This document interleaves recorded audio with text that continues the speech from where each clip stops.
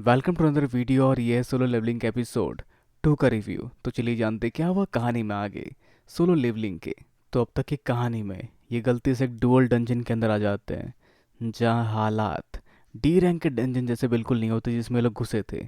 वहाँ चीज़ें काफ़ी खतरनाक हो जाती है, पर जिन की अब तक की सर्वाइवल इंस्टिंक्ट उसे बचाती है आगे होने वाले अटैक्स से।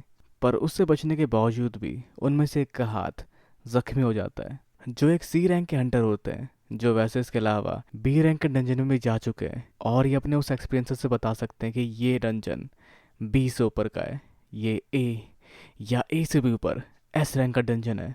और जहाँ वैसे इसकी थीम के हिसाब से इस डंजन के अंदर किए जाने वाली चीज़ें लिखी हुई है, जैसे पहले पूजा करो गॉड की, दूसरा गॉड की तारीफ करो, और तीसरा गॉड पे विश्वास करो। और जो इन सब बातों को नहीं मानेगा वो यहाँ से जिंदा नहीं जाएगा। और अगर इन सब बातों की माने तो वहाँ मौजूद वो बड़ी स्टैचू शायद गॉड को रेफर करती है, जिसके साथ शुरू होते 10 साल पुरानी बातें जब से गेट अपीयर होना शुरू हुए। और उसके साथ ही जिन गेटों के अंदर मिले डंजन जहाँ कुछ शक्तिशाली जीव पाए जाते, जिनको हराने के लिए कुछ लोगों में शक्तियाँ जागृत हुई, जिन्हें हंटर कहा जाने लगा। और एक बार जब इनमें शक्ति जागृत होती है उसके बाद दोबारा ये उन शक्तियों के लेवल को चेंज या बदल नहीं सकते। और इस तरह के ये गेट के अंदर इन्हें मिला एक खतरनाक मॉन्स्टर जिसका सामना ये लोग नहीं कर सकते। जहाँ वैसे हम जिनवो की बहन को देख पाते हैं, जिससे उसकी फ्रेंड जिनवो के हंटर होने के बारे में पूछ रही होती है। जहाँ जिनवो की ज़िंदगी ई रैंक के हंटर होने के नाते काफ़ी टफ होती है। अब वैसे उस डंजन के अंदर ये लोग वहाँ से बाहर निकलने के तरीके सोच रहे होते हैं, पर वहाँ मौजूद उनमें से एक हंटर का सबर का बांध टूट जाता है, जिसे अपनी रफ्तार पे काफ़ी घमंड होता है और वो तेज़ रफ्तार का इस्तेमाल करते हुए वहाँ से निकलने की सोचता है, जो अपनी शक्ति से तेज़ी से वैसा करता भी है। लेकिन थोड़ी दूरी तय करते ही उस स्टैचू की आंखें चमकती है और उसके ऊपर वार होता है, जिसके बाद सिर्फ उसके पैर ही बचते हैं और वो पूरा ख़त्म हो जाता है। तो इस स्टैचू के लिए इनको मारना कोई बड़ी बात नहीं है, वो चाहे तो ये सब एक झटके में कर सकता है। पर इस सब का मकसद कुछ और है। इन्हें फॉलो करने पड़ेंगे उन इंस्ट्रक्शन को जो कि इन्होंने यहाँ पढ़ा था। तो पहला स्टेप कंप्लीट हो चुका है, तो अब इन्हें बढ़ना है दूसरे स्टेप की ओर, जिसको चेक करने के लिए जिन्वो खड़ा होता है। और जैसे ही वो खड़ा होता है उस पुतले की आंखें चमकने लगती है, जिसको देख वो अपना सर फिर से झुका लेता है, जिससे वो मूर्ति कुछ नहीं करती। तो जिन्वो कुछ समझ चुका है, जिसके बाद वो सबको कहता है अपना सर नीचे करो और उस मूर्ति के सामने झुक जाओ। जिसके बाद कुछ अलग चेंज दिखता है और वो मूर्ति कुछ नहीं करती, वो शांत हो जाती है। पर ये लोग अभी डरे होते हैं। पर जिनमें से एक बंदा खड़ा होता है और वो खड़ा होकर सामने खुश होता है कि वो मूर्ति अब कुछ नहीं कर रही, और सच में मूर्ति इस समय कुछ नहीं कर रही होती। तो फिलहाल इनके ऊपर कोई भी हमला नहीं होता। पर अब आगे क्या करें, क्योंकि वो मूर्ति खड़े होकर चलना शुरू कर देती है इन सभी की ओर। जिस सबको देखते हुए ये इस चिंता में आ जाते हैं कि अब इन्हें क्या करना चाहिए। जहाँ जिन्वो का आइडिया होता है कि इन्हें अब प्रेज करना पड़ेगा, तारीफ करनी पड़ेगी गॉड की, वहाँ लिखे उस इंस्ट्रक्शन के हिसाब से। पर ये लोग उस गॉड की तारीफ कैसे करेंगे जो किसी को समझ नहीं आती। पर उनमें से एक शख्स सामने आता है जिसे सबके बारे में काफ़ी नॉलेज है और उसे पता है कि कैसे पुरानी गाथाओं में भगवान की तारीफ की जाती थी।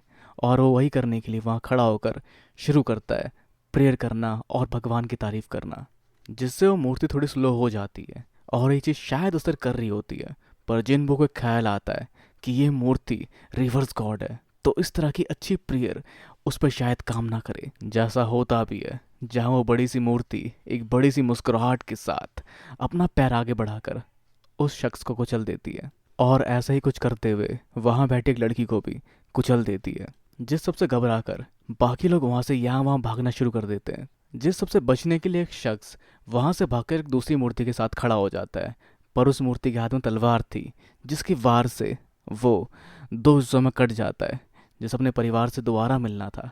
पर अब ऐसा कुछ दोबारा नहीं हो पाएगा। जाए कि कर सभी लोग इस तरह से उन दूसरी मूर्तियों का भी शिकार हो रहे होते हैं। जिस सबको देख कुछ नहीं सोचता जिन्वो को, जो सोचता सोचता सा एक कंक्लूजन निकालता है कि सभी लोगों को उन मूर्ति के पास जाना चाहिए जिनके पास कोई हथियार नहीं, क्योंकि वहाँ कुछ ऐसी मूर्तियाँ भी होती है जिनके पास म्यूजिकल इंस्ट्रूमेंट होता है, कोई हथियार नहीं।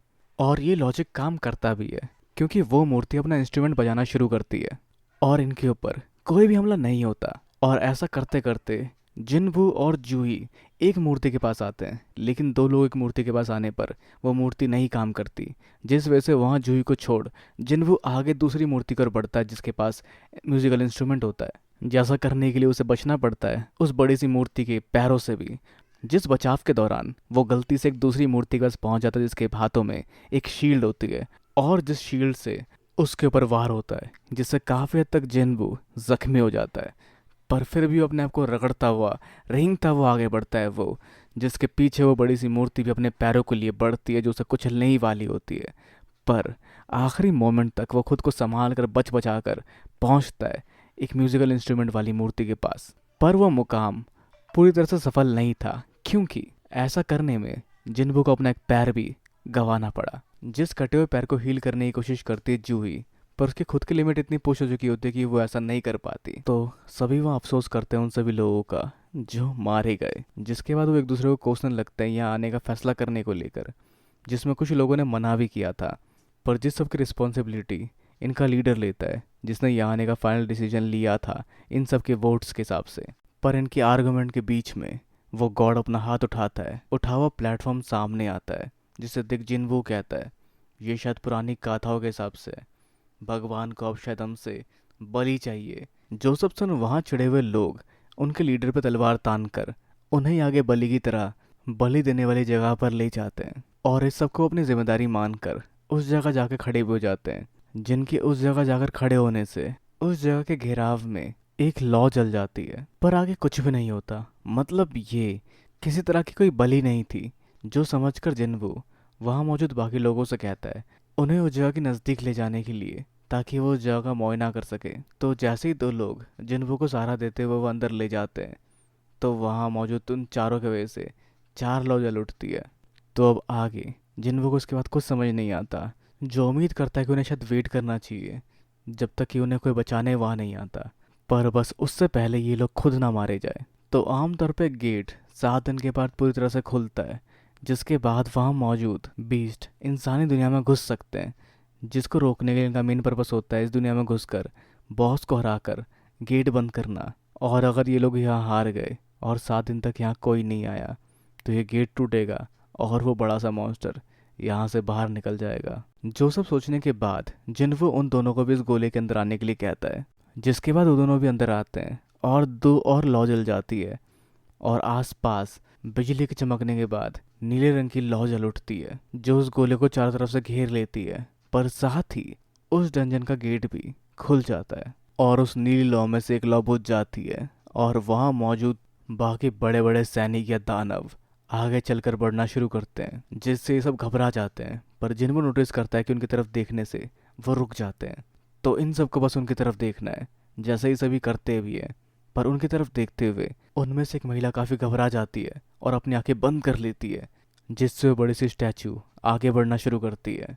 पर वो घबरा कर वहाँ से भाग जाती है, और उस पर बाहर जाते हुए कोई भी हमला नहीं होता, जिस बारे में जिन्वू नहीं समझ पाता। तो इस दो गोलों में पहली लौ इन सब की जिंदगियाँ हैं, या ये सभी हैं जो इस घेराव के अंदर है, और दूसरी लौ जो नीले रंग की है वो है बीतता हुआ समय, जिसको बाकी चीज़ें जोड़कर जिन्वू को समझ आता है कि पहला था भगवान के आगे झुको, दूसरा था तारीफ करो, और तीसरा है बिलीव करो, मतलब जो उनमें विश्वास नहीं करेगा और इस झूठे बहलावे को पाते हुए यहाँ से बाहर भाग जाएगा, वो शायद मारा जाएगा आगे चलकर। पर इस सब दौरान कोई दूसरा शख्स भी और ना झेल पाकर, जिसने जिन्वू को कंधा दिया हुआ था, जिन्वू को झटक कर वहाँ से बाहर भाग जाता है। पर जिसके बाद आगे जिन्वू ने बताता है कि उन्हें यहीं रुकना पड़ेगा, वो नीली रोशनी टाइमर है, और अगर ये सभी समय ख़त्म होने से पहले तक यहाँ रुके रहे तो सब बच सकते हैं। पर उनमें से एक को शक होता है कि अगर समय ख़त्म होने के बाद वो नहीं बचे, वो सभी मारे गए तो क्या होगा। और भले ही अब तक सबसे कमज़ोर होने के बावजूद भी जिन्वू उनके इतने काम आया हो, और उसके वजह से वो लोग अब तक जिंदा ही क्यों ना रहे हो, वो और इस समय तक यहाँ नहीं रुक सकता। उसके परिवार वाले उसका इंतज़ार कर रहे हैं, उसका एक परिवार है। जो सब सोचते हुए भारी मन के साथ वो शख्स वहाँ से बाहर निकल जाता है। तो अभी ये सब इन सबको संभालना है, जहाँ जिन्वू अब हार नहीं मानना चाहता। पर उनके इस मिशन के लीडर उन दोनों को यहाँ से बाहर जाने के लिए कहते हैं, क्योंकि अगर एक आखिरी बंदा भी यहाँ मौजूद रहेगा तो ये गेट खुला ही रहेगा, और वो ये मौका अपने से जवान लोगों को देना चाहते हैं जो भविष्य हो सकते हैं। जिस वजह से वो जूही को जिन्वू को यहाँ से ले जाने के लिए कहते हैं, लेकिन जूही के पैर काम नहीं करते और वो वहीं गिर जाती है, जिस पर जिन्वू सॉन्ग को कहता है जूही को वहाँ से लेके जाने के लिए। पर जो बात जूही के गले नहीं उतरती, जिस पर जिन्वू जूही से किए हुए वादे को याद करते हुए उसको एक माना स्टोन देता है, ताकि वो उसको डिनर करने के लिए इस्तेमाल कर सके, जैसा कुछ वादा किया था जिन्वू ने जूही को। पर फिर भी वो जिन्हों का कहना नहीं मानती, जिस पर सॉन्ग हालात को देखते हुए उसे बेहोश कर वहाँ से ले जाते हैं। तो अब सिर्फ जिन्हों बचा है वहाँ मरने के लिए। पर वह फिर भी पूरी तरह से हार नहीं मानता और वहाँ पड़ी तलवार उठाकर तैयार हो जाता है उनका सामना करने के लिए, जो उस समय तक उसे करीब पहुँच चुके होते हैं और उस पर हमला करना शुरू कर देते हैं, जो उनके सामने काफ़ी कमज़ोर, बेबस और छोटा सा रह जाता है, जो उस पल हकीकत या उन सब बातों के बारे में सोच रहा होता है कि वो हमेशा ही कमज़ोर रह जाता है। और उसके आसपास के लोग इसी बात का कहीं ना कहीं मजाक उड़ाते हैं। और तभी उन बड़े स्टैचू के वार से उसका एक हाथ कट जाता है और उनके वारों को खाते हुए भी वो जूझना बिल्कुल नहीं छोड़ता, वो हिम्मत नहीं हारता, जो मन ही मन सोचता है कि उसे और स्ट्रोंगर बनना था, उसे और स्ट्रोंगर बनना था, पर वो ना बन सका। पर उसके बावजूद भी अब तक वो किसी तरह से सरवाइव कर पाया, जो उनके सारे वारों से किनारे होकर आगे कुछ और कहने जा ही रहा होता है कि तभी उनकी तलवार का एक वार उसके कंधे के किनारे पर होता है, जो वहाँ से भागने वाले बाकी लोगों की बातें करता है, जो कि इनके आभारी थे। पर आभारी कुछ नहीं होता, जो मतलबी होता है वही झूठा आभार दिखाकर आखिर में सब कुछ पाता है।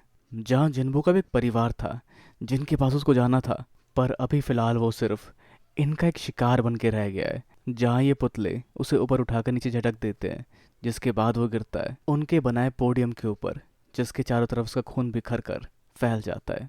पर वो अब भी जिंदा होता है, जिसे फील होता है कि सिर्फ वही है जो मरने वाला है, या वो खुद को धोखा दे रहा है, क्योंकि वो मरना नहीं चाहता। और उस स्टैचू की तलवार ऊपर की ओर उठकर उसकी ओर जाने ही वाली होती है कि वो सबको देख के वो सोच रहा होता है, काश मेरे पास एक चांस और होता। जहाँ वो तलवार इससे पहले उस तक पहुँचे, समय समाप्त हो जाता है और वो नीली आग बुझ जाती है, जिसके साथ ही उसके सामने एक नोटिफिकेशन आती है, the secret quest courage of the week, जिसे एक प्लेयर की तरह चुना गया है। और क्या ये उसको एक्सेप्ट करेगा? और सामने दो सवाल आते हैं, हाँ या ना।